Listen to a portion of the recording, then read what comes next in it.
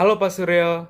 Nah, jadi pada kesempatan kali ini, saya Mackenzie Wong dari kelas 11-2 akan mempresentasikan tentang karya tulis yang berjudulkan Tujuan Utama Bangsa Spanyol di Indonesia pada abad ke-16.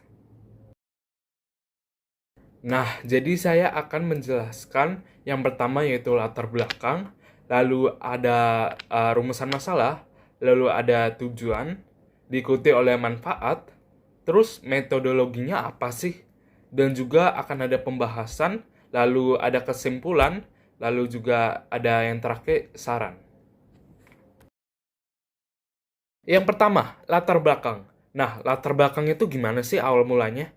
Jadi, pada abad ke-16, periode yang dikenal sebagai zaman penjelajahan, bangsa Spanyol menjadi salah satu kekuatan kolonial utama yang aktif menjelajahi ekspansi ke wilayah-wilayah baru di seluruh dunia.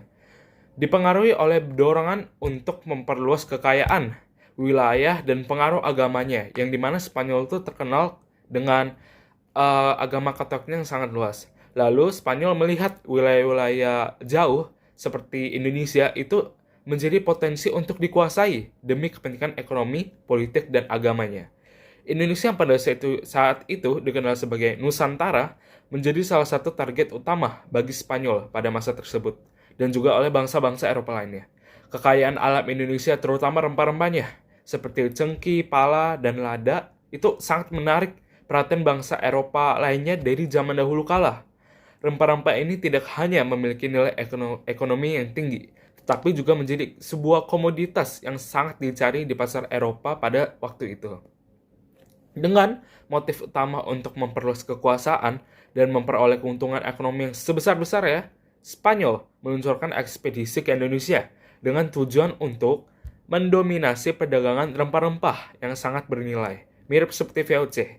Selain itu, aspek agama juga menjadi faktor penting dalam upaya kolonisasi Spanyol. Para penjelajah Spanyol melihat kesempatan ini untuk menyebarkan agama Katolik ke wilayah-wilayah baru mereka kuasai dengan tujuan untuk mengkristenkan penduduk asli dan memperluas pengaruh agama Katolik di seluruh Indonesia. Jadi contoh nyatanya bahkan sekarang di Indonesia bagian timur mayoritas beragama Kristen. Seperti itu. Sekarang kita masuk ke bagian rumusan masalah. Berdasarkan latar belakang tadi, terciptalah 3 rumusan masalah, yaitu yang pertama, di mana tempat atau daerah kedatangan bangsa Spanyol di Indonesia. Lalu ada apa sih tujuan bangsa Spanyol ke Indonesia? Ketiga, bagaimana reaksi masyarakat saat kedatangan bangsa Spanyol di Indonesia? Lalu kita masuk ke bagian tujuan. Nah, dari hasil penelitian karya tulis tadi, terdapat 3 tujuannya, yaitu yang pertama, memahami secara mendalam tentang sejarah atau lokasi penempatan bangsa Spanyol di Indonesia. Jadi kita menjadi lebih paham dan apa sih sejarahnya, seperti apa. Lalu yang kedua ada itu mendalami tujuan asli bangsa Spanyol ke Indonesia. Tujuan aslinya itu gimana sih? Apa sih maksud dari Spanyol ini? Lalu yang ketiga atau yang terakhir, memberikan dan menyajikan narasi historis yang dapat menjadi sebuah ilmu pengetahuan dan referensi bagi generasi yang akan datang. Generasi-generasi muda seperti di tahun 2026 atau di selanjutnya. Jadi kita menjadi lebih tahu tentang sejarah bangsa Indonesia di zaman dahulu.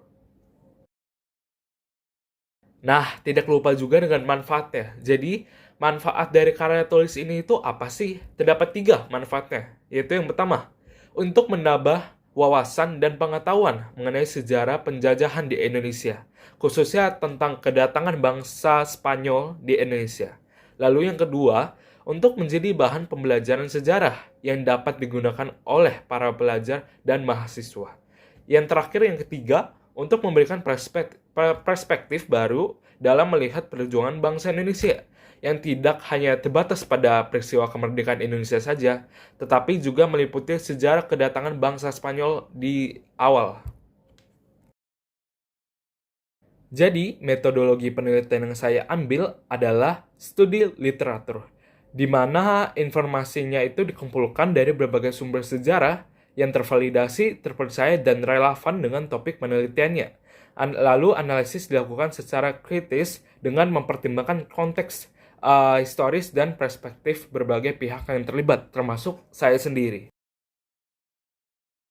Nah, kita akhirnya sudah masuk ke bagian intinya nih, bagian pembahasan.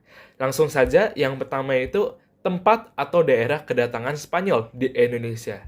Jadi, pada tahun 1521, ekspedisi 2 kapal milik Spanyol itu berhasil mencapai Maluku, yang pada waktu itu sedang dilanda persaingan, yaitu oleh Ternate dan juga Tidore. Kondisi itu dimanfaatkan oleh Spanyol dengan memberikan dukungan kepada Tidore ini dalam menghadapi si Ternate yang juga didukung oleh kekuatan Portugis. Nah, keterlibatan Spanyol dan Portugis dalam persaingan kedua belah pihak berakhir dengan ditandatanganinya namanya itu Perjanjian Tordesillas. Rangkaian proses kedatangan bangsa Spanyol di Indonesia itu juga diawali oleh penjelajahan samudra di bawah pemimpin yang namanya sangat terkenal, yaitu Christopher Columbus dari tahun 1451 sampai 1506. Bangsa Spanyol itu sangat tertarik melihat keberhasilan bangsa Portugis menemukan jalur pelayaran menuju daerah asal rempah-rempah. Jadi akhirnya Spanyol mengikuti jejak Portugis ini. Lalu yang kedua yaitu tujuan bangsa Spanyol ke Indonesia. Tujuan kedatangan bangsa Spanyol ke Indonesia adalah untuk perdagangan rempah-rempah seperti bangsa Eropa lainnya. Spanyol melakukan ekspedisi pelayaran untuk mencari daerah penghasil rempah-rempah yang sangat melimpah. Sebelum sampai ke Indonesia, Spanyol lebih dahulu mendarat di Filipina, yaitu tetangga Indonesia. Namun, pemimpin mereka yang bernama Magellan itu ternyata tewas terbunuh. Pemimpin pelayaran kemudian berpindah ke Del Cano. Orang inilah yang berhasil sampai ke Indonesia dan mendarat di Tidore, yaitu di Maluku pada tahun 1521. Lalu, kehadiran bangsa Spanyol di Indonesia pada abad ke-16 itu didasari sebenarnya oleh berbagai tujuan yang kompleks dan multifaset. Sebagai salah satu kekuatan kolonial utama pada masa itu, Spanyol memiliki motivasi yang beragam dan menjalankan ekspansi ke wilayah-wilayah baru, termasuk Indonesia. Jadi ada 3, yaitu yang pertama adalah perdagangan rempah-rempah yang seperti tadi sudah dijelaskan, karena emang tujuan utamanya yaitu untuk menaikkan ekonomi dan untuk mencari keberagaman nabati yang baru. Lalu adanya ekspansi kekuasaan karena Spanyol tadi sudah dikatakan bahwa Spanyol ingin sekali untuk menambah wilayah kekuasaannya menjadi lebih luas dan tertarik ke wilayah-wilayah yang lebih jauh. Lalu yang ketiga yaitu yang termasuk kuat juga yaitu faktor adanya agama. Spanyol terkenal dengan keagamaan Katolik yang sangat kuat dan kental. Jadi mereka ingin menyebarluaskan ajaran-ajaran Katolik Kristen itu ke wilayah-wilayah yang belum mereka jelajahi. Contohnya di Indonesia bagian timur. Nah, pembahasan rumusan masalah yang terakhir, yaitu reaksi masyarakat saat kedatangan bangsa Spanyol di Indonesia itu bagaimana? Jadi, rombongan Spanyol dibawa ke pemimpinan Decano itu ternyata diterima baik oleh masyarakat dan dijadikan sekutu kerajaan Tidore. Jadi, hal ini dikarenakan pada saat itu Tidore sedang bermusuhan dengan kerajaan Ternate, yang ternyata Ternate ini bersekutu dengan Portugis. Sebaliknya, kedatangan Spanyol di Maluku bagi Portugis itu merupakan pelanggaran atas hak monopoli. Oleh karena itu, timbullah persaingan antara Portugis dan Spanyol. Jadi, sebelum terjadi perang besar, akhirnya diadakanlah, yaitu namanya Perjanjian Saragossa pada tanggal 22 April tahun 1529, yang isinya ada 2. Yaitu yang pertama, Spanyol itu harus meninggalkan Maluku dan memusatkan kerajaannya itu atau kegiatannya itu di Filipina. Lalu yang kedua, Portugis itu tetap melakukan aktivitas perdagangan di Maluku. Jadi berdasarkan perjanjian tersebut, Spanyol itu tentu harus keluar dari wilayah Maluku. Sedangkan Portugis itu akan senang karena dia akan berkuasa di Maluku dan melakukan aktivitasnya seperti biasa, yaitu memonopoli perdagangan. Kesimpulan. Jadi, kesimpulannya apa? Kesimpulannya adalah dalam menjalankan ekspansi ke wilayah Indonesia pada abad ke-16, bangsa Spanyol memiliki tujuan utama yang meliputi aspek ekonomi, politik, dan yang kuat adalah agama, serta pencarian kekayaan dan kemuliaan. Keberadaan Spanyol di Indonesia itu tidak hanya didorong oleh keinginan untuk menguasai perdagangan rempah-rempah saja yang tentu bernilai sangat tinggi di Eropa waktu itu, tetapi juga oleh keinginan untuk memperluas kekuasaan politik dan pengaruh agama Katolik di wilayah yang baru saja ditemukan oleh Spanyol. Jadi tujuan pertama bangsa Spanyol di Indonesia adalah untuk menguasai perdagangan rempah-rempah, karena itu memang hal pertama atau hal yang terpikir oleh bangsa Spanyol waktu itu. Jadi mereka ingin menguasai rempah-rempah di wilayah-wilayah Nusantara, Filipina, Indonesia. Lalu rempah-rempah seperti cangkih, pala, lada, dan kayu manis itu menjadi atau dijadikan komoditas yang sangat dicari oleh pasar Spanyol karena mereka menjualnya. Dan Spanyol melihat potensi besar dan mengendalikan SDA rempah-rempah di Indonesia untuk memperoleh keuntungan ekonomi yang besar.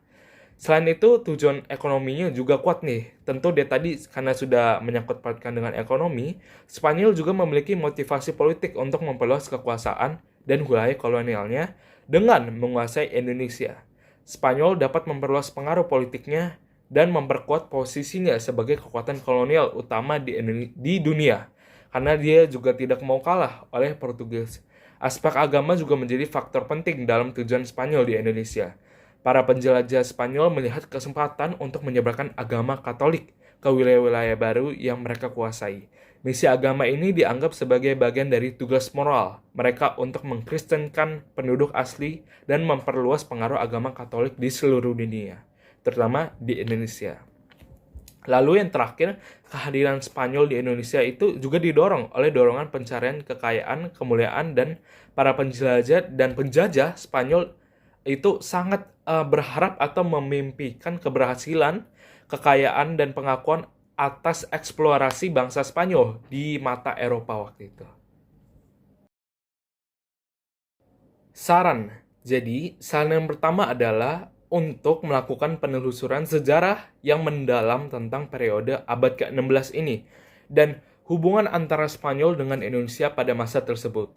Memahami konteks sejarah, peristiwa penting, dan tokoh-tokoh kunci untuk membantu menggali lebih dalam tujuan dan motivasi Spanyol yang utama untuk menjelajahi Indonesia. Selanjutnya, saran untuk melakukan analisis mendalam terkait motif dibalik tujuan Spanyol di Indonesia ini. Mengapa rempah-rempah begitu penting bagi Spanyol? Bagaimana aspek politik, ekonomi, dan agama saling terkait dalam ekspansi kolonial Spanyol ini. Selain itu, penting juga untuk menganalisis dampak kolonialisme dari Spanyol ini di Indonesia terhadap masyarakat dan budaya Indonesia. Lalu, dengan membandingkan tujuan dan metode kolonisasi Spanyol dengan negara Eropa lainnya yang juga menjelajahi Indonesia seperti Portugis, Belanda, dan lain-lainnya pada masa yang sama dengan memberikan sudut pandang yang lebih luas. Jadi perbandingan ini dapat mengungkap perbedaan dan persamaan dalam pendekatan kolonialisme antara bangsa Eropa yang berbeda.